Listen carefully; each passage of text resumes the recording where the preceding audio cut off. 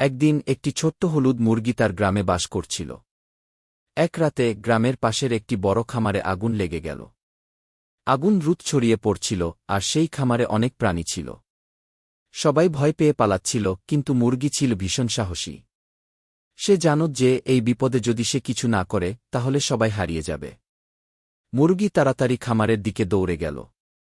সে দেখল খামারের মধ্যে অনেক হাঁস, গাভী ও ভেড়া আটকা পড়েছে। মুরগি কোনো ভয় না পেয়ে দৌড়ে এসে তার পাঁজর দিয়ে সেগুলোকে বাইরে বের করে আনতে লাগল। হঠাৎ সে দেখল একটি ছোট ভেড়া আগুনের কাছে চলে গিয়েছে এবং বিপদে পড়েছে।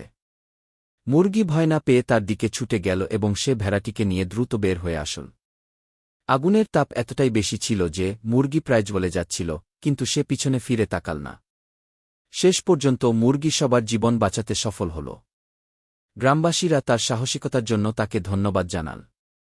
মুরগি মুচকি হেসে বলল, সবাই একে অপরকে সাহায্য করলেই বিপদ অতিক্রম করা সম্ভব।